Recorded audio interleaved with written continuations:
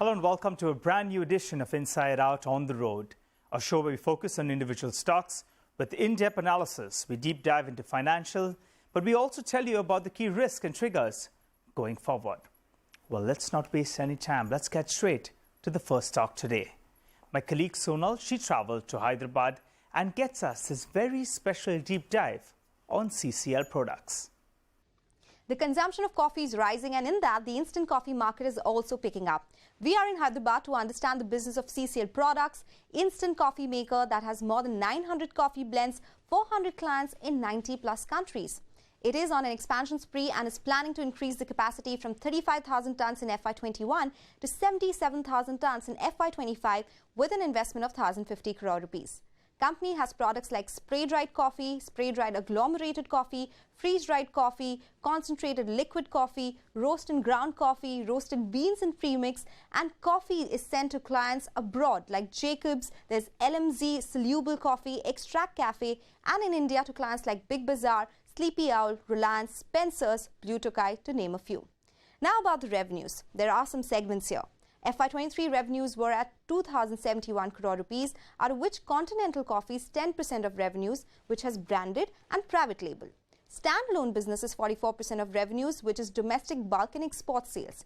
Engon Coffee, which is Vietnam, is 32% of sales, and 14% is from Continental Coffee, Switzerland. They get 12% from domestic sales and 88% from overseas sales. And if we look at the CAGR of the last 5 years, for revenues, it has come in at 17.6%, EBITDA at 13%, and PAT CAGR has been at 15%. Margins, after being around the 24 to 25% mark in the last few years, have come down to 19%. EBITDA per kg is an important metric to track for the company as well. In terms of key triggers, the focus on the branded business will be key to track, followed by market share gains in domestic and global markets, and this will be driven by capacity expansion that the company is planning. But to understand more about the strategy and take a deep dive into the business, let's go ahead and speak to the management.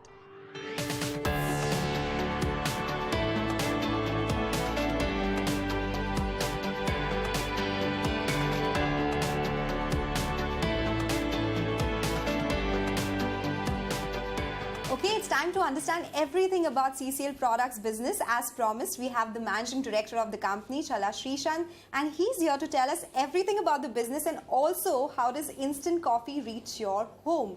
Well, thank you so much for joining us on CNBC-TV18. It's a special show where we try to understand the business. So to the basic question first, can you explain us the value chain of an instant coffee? Where do you stand in that value chain? How is it made? Okay. So broadly speaking, the coffee market is divided into two segments. One, you have the roasted ground coffee segment, which is what the coffee shops use. And the second is the instant coffee segment. This is where you have a lot of value addition that takes place. We do additional processing of the coffee to come up with an instant coffee powder that is shelf stable for at least 2 years' time. Okay, so when we say that, can you give us an example as to how much quantity leads to how much coffee? Say if you use 1 kg of coffee seed, how much of an instant coffee is made out of it? So typically we need about 2.5 kilos of raw material, that's green coffee, to come up with 1 kilo of finished product. Okay, so when we are talking about raw materials, green beans are of course the raw materials here. What does the sourcing look like? Because you do have factories abroad, you do have production in India. What is the split looking like? So we end up actually importing a lot of our coffees from all over the world. We buy from Brazil, from Mexico, from Ivory Coast, from a lot of countries in Africa.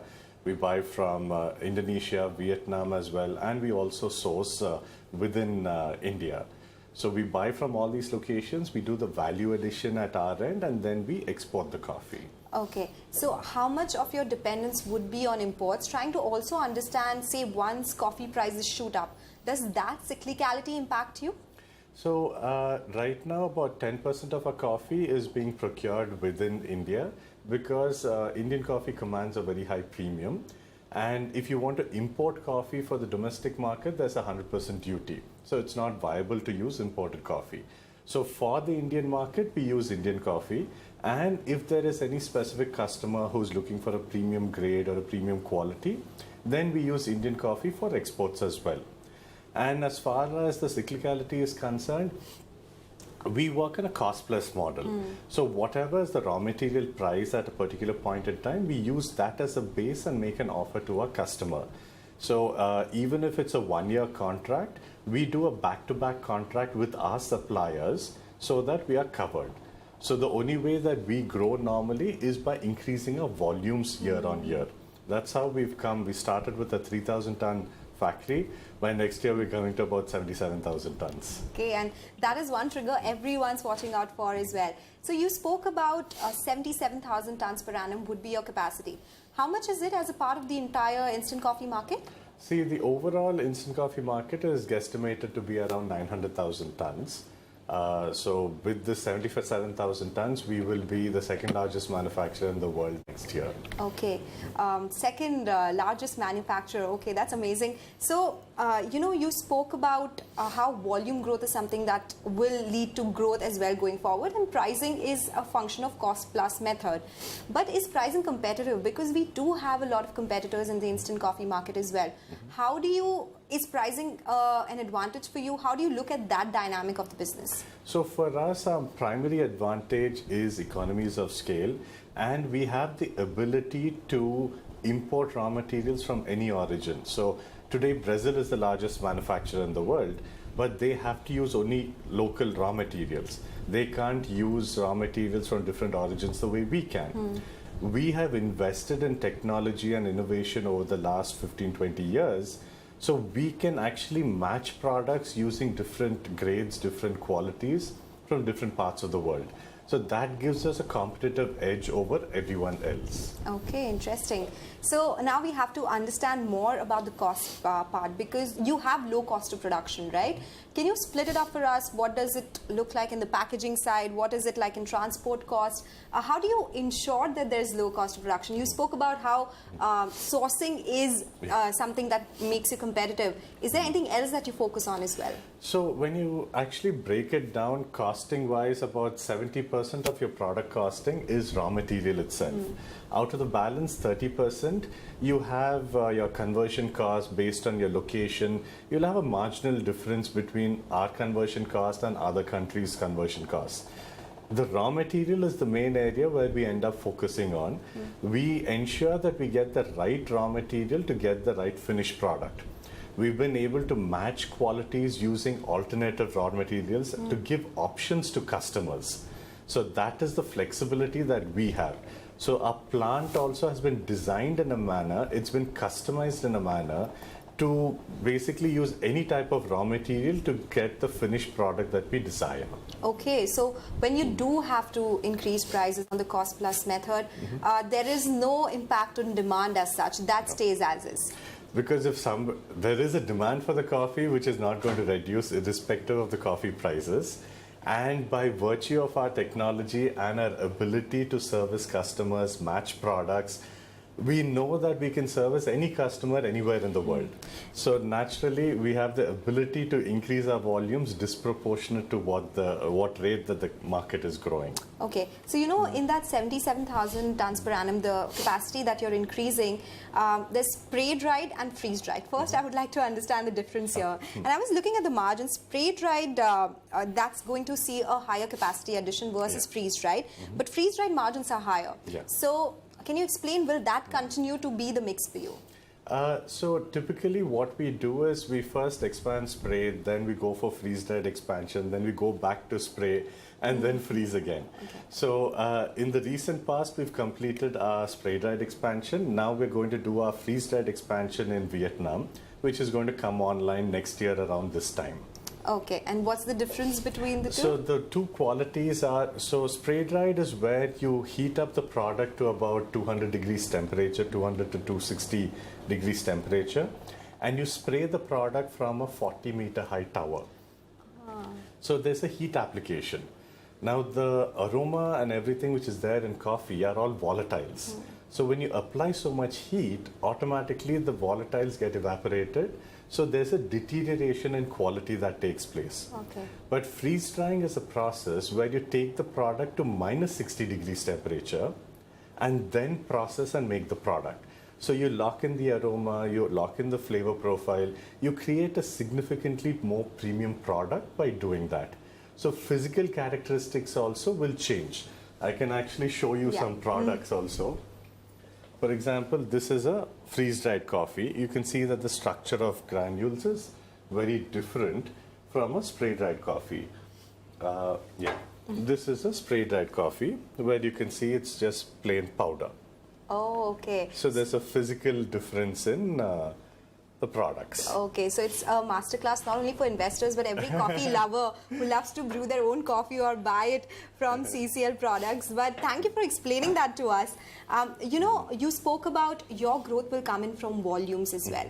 So what kind of volume growth are you looking at with the new capacity coming in? When will it see full level of capacity utilization? And what happens to return ratios once these new capacities come in, because they will not be working at full capacity utilization initially, right? Yeah. So one good thing for us is it takes about 30% utilization itself is enough for a break even for us.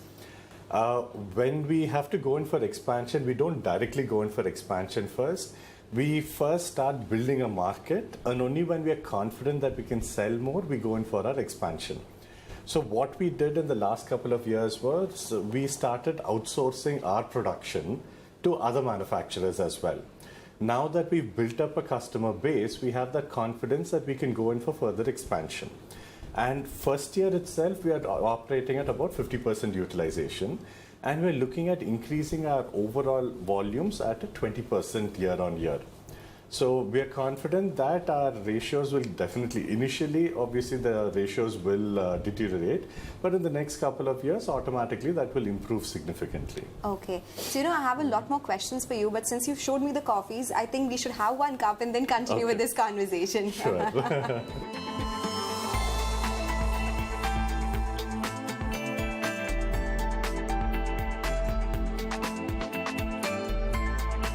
Okay, so you're making me some coffee? Yes, so both have been pre-configured. You just have to tap this and you'll get your coffee. Should I just tap? Just tap it down.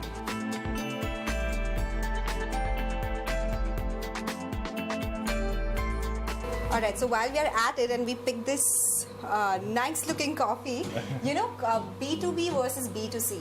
There has been a change in your idea as well, and you're focusing on B2C a lot more.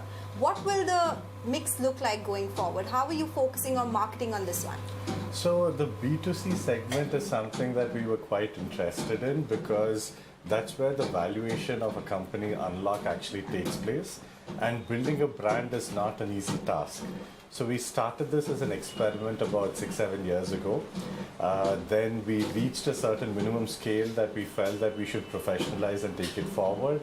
And after professionalizing, our volume started growing as well. So that helped us come up with a long-term vision or a strategy where we want to transition from a B2B to B2C. So this transition will take a couple of years, of course. But the idea is that maybe over the next 7 to 10 years, we want to have at least 50% of our business coming from B2C segment. Okay, so when we talk about that, it's 10% of your business right now. It's still loss making, right? So no, we've broken even actually. Okay, you've broken even now. So what will the growth on the profitability look like there? What is the volume growth outlook here? You did give us a sense of what it will be as a percentage of overall revenues down the line. But in terms of profitability, what will it look like? So actually the target that we've given our team is that focus only on volume growth, profitability, ensure that there are no losses. So the reason for this is we know that our core business is anyway growing at a very good healthy pace, and we can sustain this B2C business as well without it actually contributing to the bottom line. So that's the reason the team has clarity. They know that they're supposed to focus only on volume growth, at least for the next couple of years. So eventually when it starts contributing, when our B2C sales also start reducing after a certain point in time, that's when the B2C will start stepping in as well. Okay, so what are some changes that you're planning to do in that case? Will you increase your market reach, distribution? Will it mean more expenditure on that side? So yes, we are increasing our distribution reach not only in India, we're looking at launching our products in different parts of the world as well. So we've acquired this brand called Rocket Fuel and Percol in the UK. So with our brand presence over there also, we are slowly transitioning from that B2B to B2C. Okay, so when we talk about those changes as well, this question has been asked to you a lot of times, but are you looking at a new FMCG head there? Will it be a separate entity altogether? Will you look at listing it as well? Because you spoke about this business getting higher valuations. So initially we thought we will separate it, but today we're actually in the process of demerging and merging it with the parent company. We're consolidating the entire coffee business under one roof. So from next month onwards especially, the entire B2B and B2C verticals will be under the same company. Okay, so no plans of demerging, looking at it as a separate vertical and listing it or anything? No, not right now. And you're looking at a separate head, FMCG head for that business? No, so our CEO right now who's in place was brought in for this specific purpose. So he's building his team as well. So he's bringing in a lot of new people for the international market as well, for the new areas that we are going to be launching our products also. Okay, so you are talking about focusing on the B2C business. You spoke about this segment as well. What will EBITDA per kg look like? I'm not asking about margins because you have told us in the past EBITDA per kg is important to track. And what would be a possible downside risk to all the guidance or projections that you have in place? So with respect to our core business, which is now like what 99% is coffee, less than 1%, less than 0.5% of what we do will be these niche products and categories. So in the near future, we don't really see any significant change as such. We are looking at growing this B2B segment much more aggressively as well. So we are confident we can sustain our margins as well. In fact, if we have to fill our capacities, if we have to grow by a 40% year on year, we have the ability to do that is if we sacrifice on our margins. But we are not doing that. We wanted to grow in a more sustainable manner. Okay, 20% volume growth with sustainable margins is what you're looking at. Okay, it was a strong interview that we had, a conversation that is. Thank you so much for joining us today and explaining to us everything about CCL products and the outlook as well. Thanks a lot. Thank you. Okay, with that, it's a wrap on this segment, and with that, it's back to you in the studio.